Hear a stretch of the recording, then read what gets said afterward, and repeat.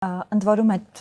պատերազմի պլացդարմ սարքելն էլ շատ անհավանական է, որովհետև այստեղից Ռուսաստանի դեմ գործիք դարձնելը մի քիչ շատ տրամաբանական չի, որովհետև շատ ավելի հարմար գործիքներ գոնե տարածաշրջանում կարող են լինել։ Դրա համար այդ հարցը չտվեց։ Բայց ամեն դեպքում այո, հիբրիդային սպառնալիքները կամ խառնածին պատերազմը Հայաստանի դեմ չի ավարտվել եւ չի ավարտվելու, եւ դա է նաեւ պատճառը, որ անդադ ասում են, որ սրան պիտի մենք պատրաստվենք որպես հասարակություն, որտեվ սա կոգնիտիվ պատերազմ է, այսինքն մեր մտքի հետ են կռիվ տալիս, մեր գիտակցության եւ հանրային գիտակցության հետ են ամբողջությամբ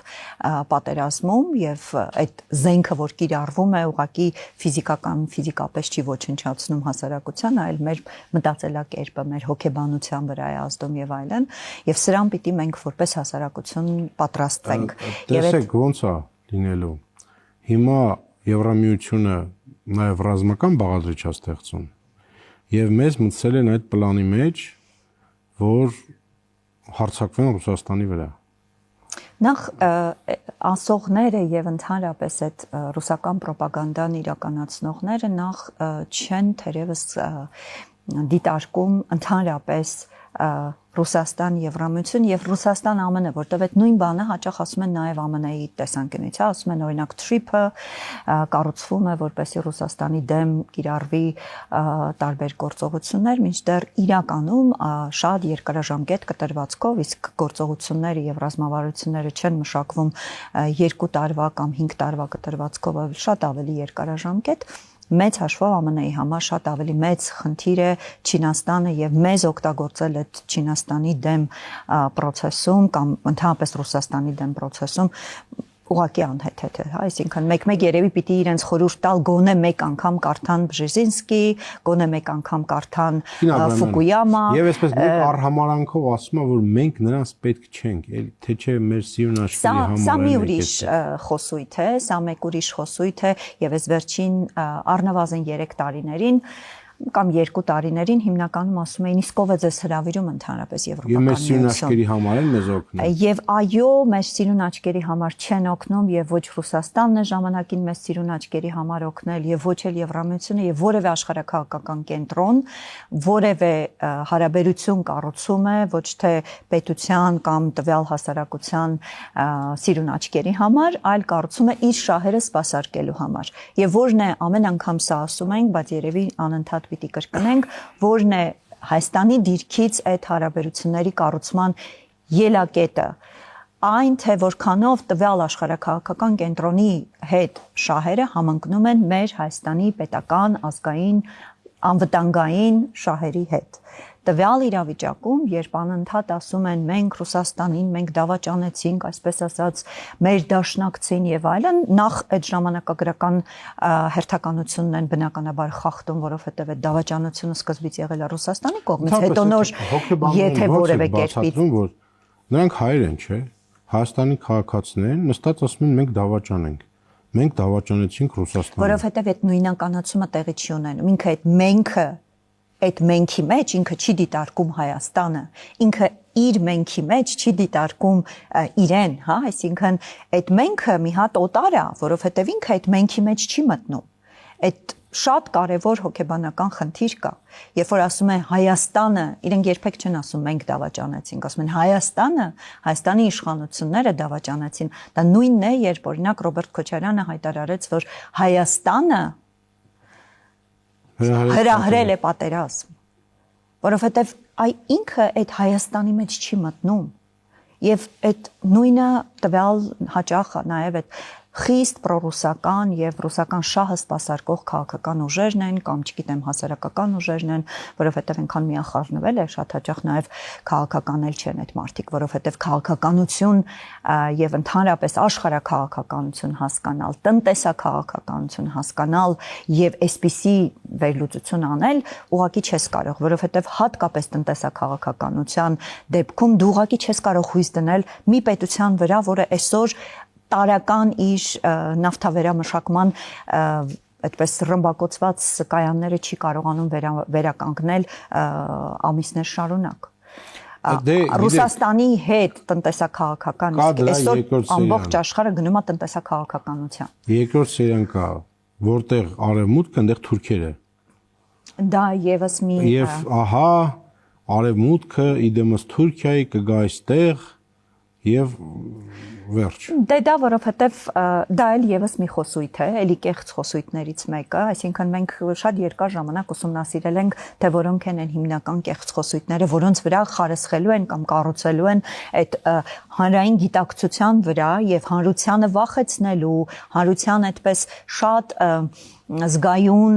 նյարդերի վրա խաղալու հիմնական խոսույթները, որոնք են այդ մեսիջները լինելու եւ շատ հայտնի էր, որ Թուրքիայի գործոն այստեղ միանգամից կիրառելու են, որովհետեւ եթե խոսքը գնում է գնալ արևմուտք, զարգացած եվրոպական երկրների նման ունենալ բարեկեցիկ պետություն, զարգացած տնտեսություն, իրավունք եւ այլը, այս սրա համեմատ Ռուսաստանի համեմատություն, այսինքն եթե հանրության եւ ռացիոնալ ես մեր հանրությունը այնպես չի, որ այս նրբությունները չի հասկանում հատկապես 2020 թվականի պատերազմից հետո ով է Ռուսաստանը, ով է դաշնակից կոչվածը,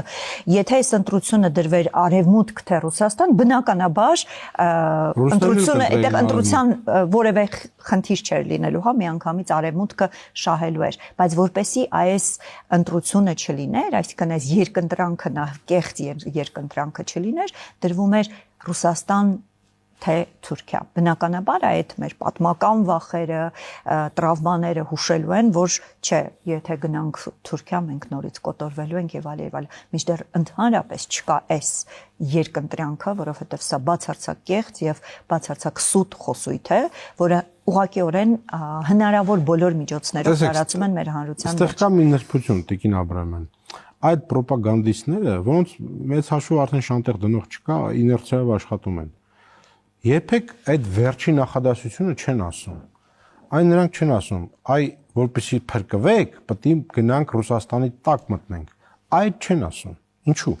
Ասում են իրականում, բայց դե ես դրա համար եմ ասում շատ, այո, բայց շատ զգուշավոր եւ դրա համար շատ ավելի վտանգավոր է եւ ինչու ենք ասում խառնածին պատերազմ, որովհետեւ շատ հաճախ հանրությունը ուղղակի չի հասկանում, թե իր ուղեղի հետ եւ հոգեբանության հետ ինչպես են աշխատում, ուր են մղում, հա, այսինքն երբ անընդհատ ասում ենք, որ սա վտանգավոր է եւ սա ընտրության հարց չի, սա իշխանության հարց չի, այսինքն եթե այս կարճաժամկետ կտրվածքում ձեզ մղում են, որ դուք գնաք դեմ քվարկեք իշխանությանը, դա էլի խնդիր չի գուցե, բայց երկարաժամկետ կտրվածքում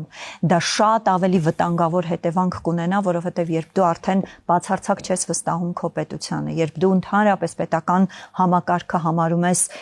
դավաճանական, երբ դու ընդհանրապես անընդհատ մտածում ես, որ քո երկրում դու որևէ կերպ պաշտպանված չես, քո հաջորդ քայլը արտագաղթն է, եւ սա է ընդհանրապես վերջնանպատակը մեծ հաշվով հիմնական այդպես ապատեղեկատվական գործիքի, ընդ որում սա ոչ միայն Ռուսաստանի, այլ նաև Ադրբեջանի կողմից։ Մեր փրկությունը Ռուսաստանն է։ Ինչի այդ դա չեն ասում։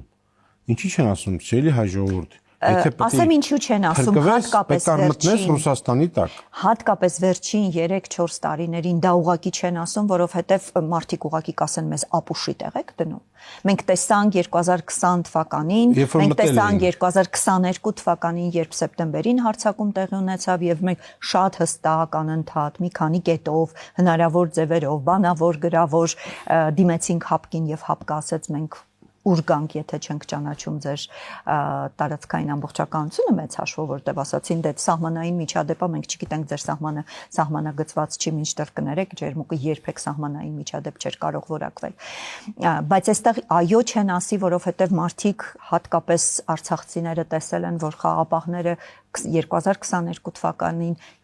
թվականի ամբողջ այդ բլոկադայի ժամանակ այնտեղ էին եւ ոչինչ չարեցին, 23 թվականի հայաթափման ընթացքում այնտեղ էին եւ ոչինչ չարեցին։ Հիմա խոսել, որ գիտեք, եթե թուրքերը հարձակվեն, ռուսները փրկելու են, հասարակությունը կասի հիմարի տեղ մի դրեք մեզ։ դրա համար դա ուղիղ չեն ասում, բայց միջնորդավորված բազմաթիվ ձևերով եւ ի վերջո նաեւ անցել են արդեն այդ երբ որ ասում էինք խառնածին պատերազմ, երբ որ ասում էինք հիբրիդային պատերազմ, դա միայն ապատեղեկատվությունը չէր, դա միայն այդպես կիբերհարձակումները չէր, դա նաեւ տնտեսական ճնշումներն են, որին հասանք, այսինքն այս հիմնական գործիքը այդ հիբրիդային սպառնալիքների հիմա արդեն կիրառում են։ Տիկին Աբրամյան, տեսեք, Ռուսաստանը 20 թվին ինչ արեց, հետո 22 թվին, հիմա մեզ փաստացի տնտեսական շրջափակման է ենթարկում, այսինքն էլ չգիտես ինչ կանի, եւ Մարիա Զախարովան օրես հարցազրույց է տալիս եւ պատմում են մասին, թե ինչպես են իրանք լալահառաջ սիրում, մեռնում հայ ժողովրդի համար, մենք պատմական, էլի այդ պատմական եւ այլն, մենք եղբայրներ ենք, իրանք մեզ սիրում ու սիրում են։ Եվ իրականում այդ Զախարովայի այդ հարցազրույցը նաև ցուցիչն է այն բանի, որ իրենք հասկանում են, որ այս տնտեսական ճնշումներով շատ երկար չեն կարողանալ եւ սա իրականում նաեւ իրենց վերջին գործիքակազմն է, բայց ինչու է այսքան աղմկում Ռուսաստանը եւ ինչու է այս աստիճանի սրում հարաբերությունները եւ զուգահեռաբար այո նաեւ ասում, որ մենք շատ սիրում ենք, որովհետեւ նաեւ հասկանում են, որ այս տնտեսական ճնշումները գուցե հետագայում նաեւ գազի, այդպես տնտեսական գազի, այդպես հիմնական մահակը օգտագործելու հետևանքը կարող է լինել հանրային հակառուսականությունը, որտեղ մեր երկրում հստակ շեշտենք հակառուսականություն չկա։ Մենք իսկապես ռուս ժողովրդի նկատմամբ որևէ ատելություն չունենք եւ փառք Աստծո որ չունենք, մենք ընդհանրապես այդ հակառուսական տրամադրությունները մեր հանրային տրամադրություններն չունեն, մենք ուղղակի շատ ռացիոնալ գնահատում ենք, որ այս պահին Ռուսաստանի շահը չի համընկնում մեր շահի հետ եւ մենք որպես պետություն չենք կարող ինքնասպան լինել, պիտի գտնենք ելքեր։ Ելքերը այո արևմուտքում են։ Բայց դա հակառուսականություն չի, դա ընդհանրապես ինքնապաշտպանական գործողություններ են պետական մակարդակով եւ նաեւ հանրային մակարդակով ինքնապաշտպանական, որովհետեւ հասկանում ես, որ չի կարող մի պետություն շարունակաբար 21-րդ դարում գաղութատիրական գործողություններ իրականացնել։ Բայց եթե իրենք անցնեն այդ տնտեսական ճնշումների մահակը էլ ավելի կիրառեն, բոլորը հասկանում են եւ վստահ եմ իրենք էլ շատ լավ հասկանում են, որ դա ի վերջո նաեւ հակազդեցություն է առաջացնելու այս անգամ ոչ թե իշխանական մակարդակում, այլ նաև հանրային մակարդակում, որտեղ իրենք հասկանում են, որ հայ ժողովրդին կորցնել չեն կարող։ Զախարովայի հայտարարությունը, այդտենց լալահաճար այդ բան սիրո խոստովանությունը, այսպես ասած, ուղղված էր մեր հասարակությանը, որ տեսեք, մենք ձեզ սիրում ենք, բայց այդ ձեր իշխանությունը հեչ լավը չի, իրանք են մեր մեջ սեփ խրում եւ այլն։ Սա իրականում նպատակ ունի, բայց անդրադառնանք մեկ այլ խնդրին, իսկ ընդհանրապես ինչու է Ռուսաստանը անցել այս գործողություններին, ինչու են այս աստիճանի ցանկություն ունեցել ընտրությունների ընթացքում փոխել իշխանությունը եւ որն է եւ սա մենք կարող ենք նաեւ դատել ընդդիմության հիմնական խոսույցից, որն է հիմնական նպատակը թրիփը։ Սա իրականում իրենց ամենամեծ մտահոգությունն է։ Ինչու, որովհետեւ թրիփով Հայաստանը իսկապես երկարաժամկետ կտրվածքով եւ այս ապաշրջափակման հնարավորությամբ նվազեցնում է Ռուսաստանից անսահման կախվածությունը։ Այսինքն հիմա նաեւ մենք այս հնարավորությունը օգտագործելու ենք տնտեսական կախվածությունը նվազեցնելու, չնայած սա եւս շատ այդպես ուռճացված է, որտեղ եթե նայում ենք զուտ թվերին, իսկ տնտեսագետները այս մասով շատ արդեն հստակ թվեր են ներկայացնում, այն ապրանքների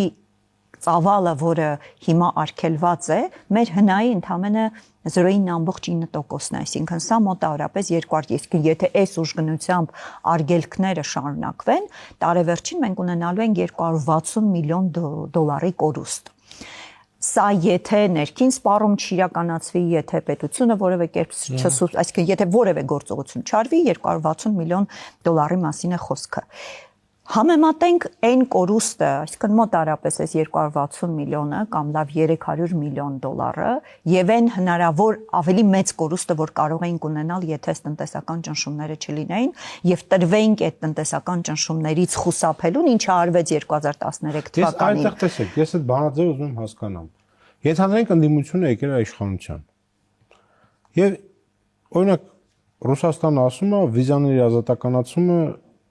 Եվրոմիության հետ դադարեցրեք։ Ինձ թվում է իրենց քիթի վիզաների ազատականացումը։ Չէ, ես հենց ասում եմ, ինչ որ հակասությունն է, մենք ինչ պետք է անենք, ասենք ոնց ասեք, ինչ ասեք։ Նախ եթե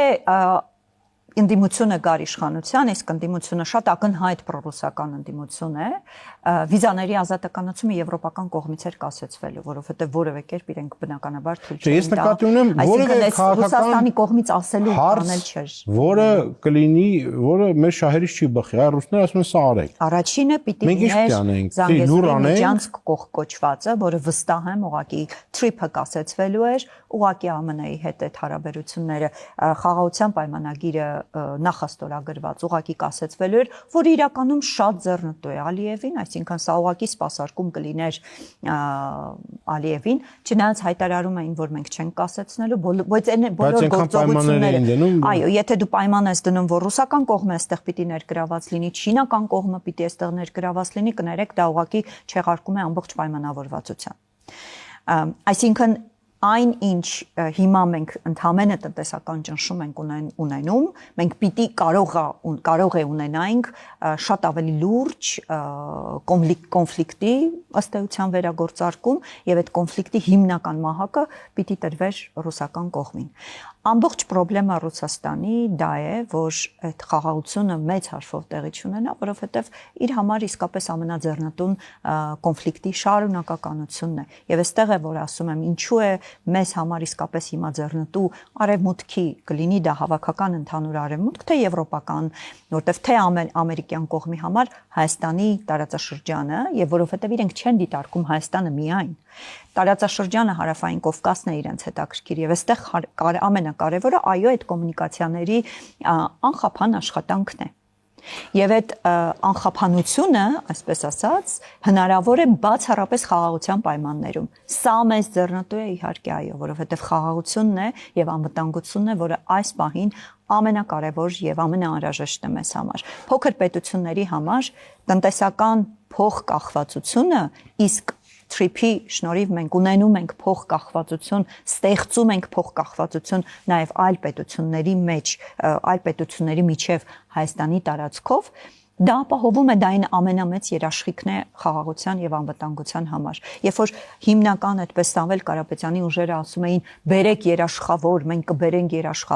երաշխավորներ հիմա այս երկրում, այս աշխարհակարգի պայմաններում ուղղակի չկան։ Երաշխավորները տնտեսական փոխկապակցվածությունն ու փոխկախվածություններն են։ Տիկին Աբրահամյան,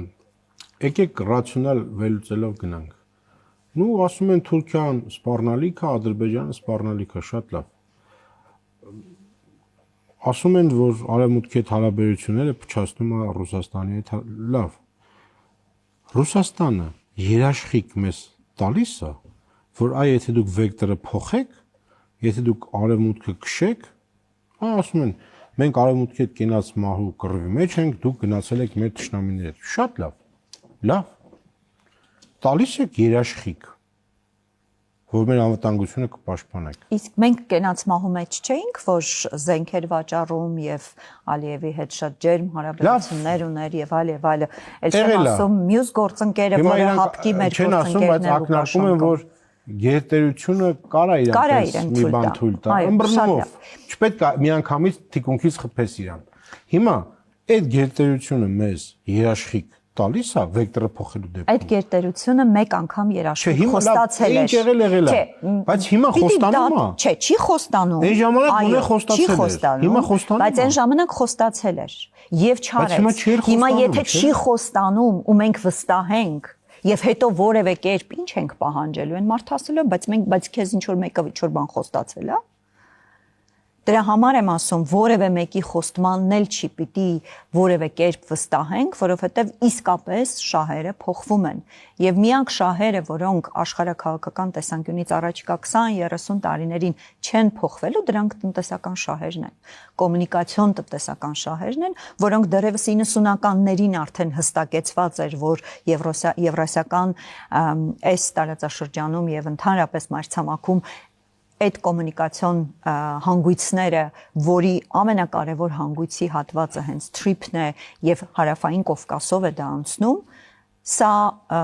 ուղղակի ԱՄՆ-ի եւ Եվրոպայի ամենակարևոր շահերից մեկն է եւ որը չի փոխվելու առաջիկա 30-40 կամ գուցե ավել, հա, իսկ ես գոնե 30 տարվա կտրվածքն եմ վերցնում։ Մնացած բոլոր շահերը անընդհատ փոփոխվելու են, բայց այս տնտեսական շահը ինչու է հիմա ամբողջ աշխարհը այդ աշխարհակարգի փոփոխությամբ անցել այդ տրանզակցիոն գիտունիկ կա Փարիզի կաբինետում իր փախել է Փարիզ, այնտեղ հյուրանոցում։ Ես չգիտեմ ոնց է ինքը Փարիզ հասել։ Վախացնում է, որ այ մեզ կցեղասպանեն։ Արևմուտքը մեզ կգցի, թուրքերը կգան, իսկ որ մենք Ռուսաստանի հետ տենց ենք վարվել, նրանք մեզ չեն պաշտպանի։ Ռազմաբազան միակ բանն է, որ մեզ պաշտպանում է ցեղասպանությունից։ Ռազմաբազան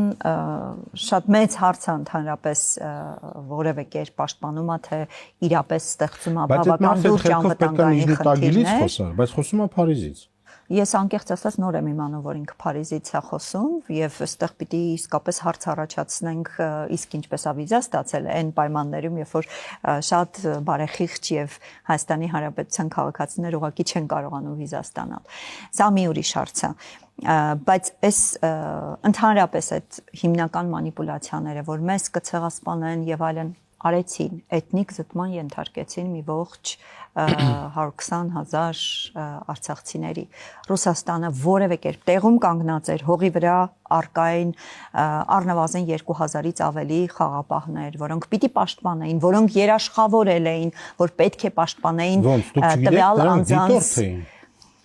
դիտորդները եվրոպական միության դիտորդներն են եւ այն անվտանգության երաշխիքը, որ տրվեց եւ մեծ հաշվով չտալով որևէ երաշխիք, բայց ապահովեցին առնվազն 3 տարի արդեն Հայաստանի սահմանների, Ադրբեջանի հետ Հայաստանի սահմանների պաշտպանությունը եվրոպական առաքելության դիտորդները իրապես պաշտպանեցին այնինչ արել են խաղապահները Արցախում եւ տալով արդեն իսկ երաշխիքներ։ Ինչն է հիմնական խնդիրը ռուսական։ Այդ դուք ինչ ներկայացնում եք, նրանք ունեն նաև դրա բացատրման բանաձև։ Որ մենք դավաճանել ենք դրա համար, մեզ չեն աջակցել։ Չեն, ոչ մի պարագայում, մենք ենք դավաճանել նրանց, ինչ եք ուզում։ Դե ես դրա համար եմ ասում, ժամանակակրությունը հստակ խախտում են, որովհետև մինչև 2022-ի սեպտեմբերյան հարձակումը Հայաստանի իշխանությունները ամբողջությամբ միանգամից այդտեղ ասում են Պրագան։ Պրագան եղել է 2022 Պրագան հետևանքն է հենց այդ դավաճանական գործողության, որը իրականացվեց ռուսական կողմից, ասելով, որ ՀԱՊԿ-ը սահմանները չի ճանաչում եւ այլ, մենք չգիտենք ձեր սահմանները որոնք են, այդ նշանակում ուղղակի ՀԱՊԿ-ը այդ դեպքում ինչպես է Հայաստանը դարձել ՀԱՊԿ-ի անդամ, այսինքն սրա մասին անընդհատ խոսել ենք, բայց այս գիտեք, երբ որ դու փաստարկներ ես ներկայացնում եւ ժամանակագրական հստակ փաստարկներ ես ներկայացնում, բայց այդ փաստարկին անընդհատ ասում են ճիշտ կետով չենք դիմել, այդ նամակը չենք տեսել, այդ գրավոր հարցումը չենք տեսել եւ այլը, դու հասկանում ես, որ դա ռոպագանդա է, մետադիչկան ուղարկել են եւ ինքը շարունակաբար միևնույն է դրան ասելու է, դրան պատասխանելու է հենց այդ նույն կերպ, առանց անգամ այդ խոսույթը փոխելու, որովհետեւ անընդհատ ասում են ժամանակագրությունը խախտում է ժողովուրդ 2022-ի սեպտեմբերյան հարձակումից հետո նոր միայն եղել է հոկտեմբերին Պրահան, որովհետեւ Հայաստանի Հանրապետությունը հասկացավ, որ հույս դնել չի կարող։ Սեպտեմբերից հետո է։ Այո, բոլոր տրամաբանություններով այո, դեռևս չի փոխվել։ Տեսեք, այդ ամեն ինչը կիրառվեց 21-ին, արդյունքը տխուր եղավ իրանց համար, կիրառվեց 26-ին, արդյունքը նույնն է։ Ինչի չեն փոխում։ Որովհետև վերադասը չի տալիս այդ մետոդիկան, այսինքն վերադասը որոշ բաներ փոխեց, հա, այսինքն եթե այդ կացնային բաններ, հա, 2021-ին փորձելով օրինակ հեղաշրջում անել, հետո նաև տարբեր խոսույթներ եւ այլն փոխելով 2026-ի գործիքակազմը շատ ավելի մշակված էր, նաև Մոլդովայում որոշակի այդ փորձարկված էր։ Մեսիջները նույնն էին, շատ ավելի քողարկված էր։ Դրա համար եթե 2021-ին շատ ավելի քիչ ձայն էին հավաքել, հիմա կարելի ասել գրեթե կես միլիոն ձայն են հավաքել, ինչը իրականում մտահոգիչ է, որովհետև այն ահռելի ռեսուրսը, որ դրվել էր նաև մեդիաների ռեսուրսի,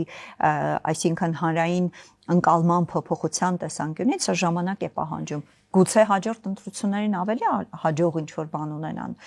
արդյունք ունենան։ Սա դրա համար նաև մեզ համար պիտի բոլորիս համար դաս լինի, որ հասկանանք, թե ինչ է նշանակում այդ խառնածին պատերազմը, որ դա միայն ապատեղեկատվությունը չի, դա ահռելի տնտեսական ճնշումներ են, դրանք կարող են նաև լինել փողոցային, չէ՞, Սամվել Կարապետյանը ասում է մենք սպասում ենք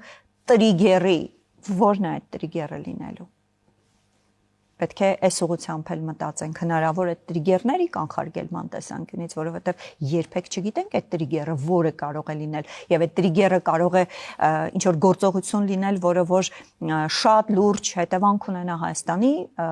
անվտանգության տեսանկյունից, այսինքն երբ որ շատ բացեիբաց ասում են մենք սպասում ենք տրիգերների, եւ այդ տրիգերը կարող է լինել օրինակ տնտեսական ճնշում, այսինքն դուք ընդեղից ճնշեք, մենք ներսից ինչ որ բան process սկսենք եւ այլն։ Դե այդ process դրա համար է ասում ենք սպասում ենք տրիգերի, շատ բացահայտ մարդը ասում է։ Դե այդ միշտ կար այն ժամանակ Ադրբեջանի սպառնալիքը եւ հարձակումը, հիմա չկա։ Դրա համար այդ տրիգերը հիմա տնտեսական ճնշումներն են, որովհետև կարծում են, որ այդ տնտեսական ճնշումների գուցե ինչ որ մի պահի գազի, նաև գնի թանկացման եւ այլնի գնալու ֆոնին որոշակի այդպես բողոքի ալիք կկարողանան գեներացնել, այսինքն համատեղ այդպես սինխրոնացված կարող են աշխատել ռուսական իշխանությունների հետ, բայց այստեղ նաև մեր հանրությունը նաև պիտի հասկանա, որ որն է գինը, այսինքն եթե մենք հիմա փորձենք բողոքել տնտեսական եւ այս սարսափելի ճնշումների հաղթահարման ուղղված գործողությունները շատ համբերատար չիրականացնենք, հետո մյուս գործիքը, որով ճնշելու են, դա լինելու է պատերազմը շատ ավելի վտանգավոր։ Տիկին Աբրահամյան, մենք տեսանք ընտրություններից առաջ, որ մեր Ռուսաստանի հայ համայնքը Եզրասի գլխավորությամբ Կամարա Աբրահամյանի ցույցեր էր կազմակերպում։ Եվ մենք նույնիսկ հումորով ասում ենք, որ միակ ցույցերն է, որ Ռուսաստանում թույլ են տալիս։ Միայն հայերն են Ռուսաստանում կարող են ցույցեր անել։ Մնացած ցույցերի դեպքում ծխում են եւ ուղարկում են տներով։ Հիմա Ռուսաստան շրջափակում են մեզ։ Ինչի՞ այդ համայնքը ցույցեր չի անում։ Ինչի՞ չի ասում, այ նույն այդ Եզրասը, ինչի՞ չի ասում, որ ինչի՞ եք շրջափակում մեր հայրենիքը։ Չէ՞ որ չի դժում Փաշինյանը։ Դժում է գյուղացին, որը իրանց հոտի անդամ է։ Ուրա կորել այդ երևույթը, ուր է այդ Եզրասը։ Դե ինչի մասին է խոսքը, որ այդպիսի ցույցեր մենք որևէ կերպ չտեսանք, երբ ասում եմ նորից Արցախն էր շրջափակված եւ այդպես ցույցեր էին կազմակերպվում ՄԱԿ-ի մոտ, բայց երբ որ ասում էիր, գիտեք, այդ ճիշտ ուղղությամբ չեք անում, որովհետեւ այնտեղ ՄԱԿ-ի խաղապահները չեն, Ռուսաստանի դեսպանատան մոտ պետք է լինի այդ ցույցերը, մեզ ուղղակի այդպես քաղաքասարակության տարբեր ներկայացուցիչների բան էին անում, բսկտում էին ու անարգում էին, որ դուք դավաճանեք եւ այլն ինչ եք խոսում։ Շարունակեք ՄԱԿ-ի մոտ։ Միևնույն է ոչ հայ թե ռուս ուղղափառ։ Եթե լռում է եւ չի խոսում, ուրեմն ռուս ուղղափառ է։ Որովհետեւ եթե հայ առաքելական եք, նա պետք է Հայաստանի շահերը պաշտպանի, չէ՞։ Ես կարծում եմ վաղուց ի վեր Հայաստանի շահերը հատկապես Եզրասը չի պաշտպանում եւ ասում եմ սրա հնարավորություն, այսինքն այս էմբարգոն, որ Հայաստանի դեմ կիրառվում է, դա ուղղակի թշնամական գործողություն, այսինքն եթե ժամանակին Ադրբեջանը պատերազմի արդյունքում ուղղակի փակել էր սահմանը եւ շրջափակման էր ենթարկում Հայաստանը, նույն գործողությունն է, ոչ մի տարբերություն։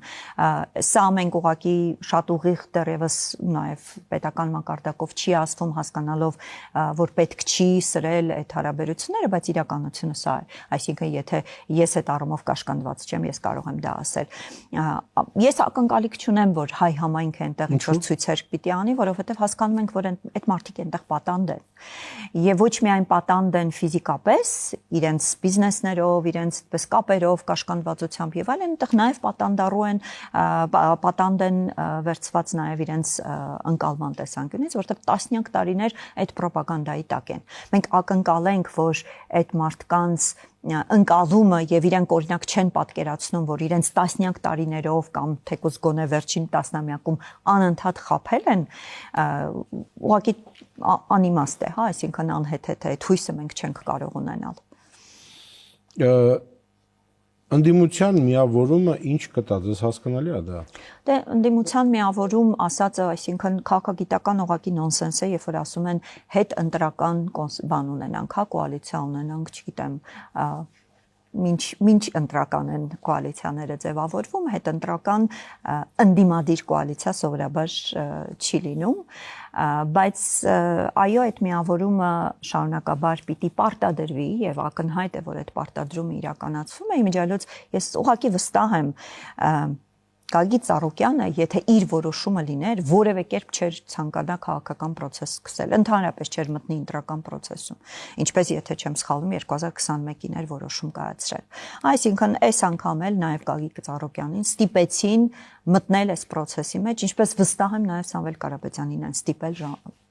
այս քաղաքական ամբողջ գործընթացը սկսել,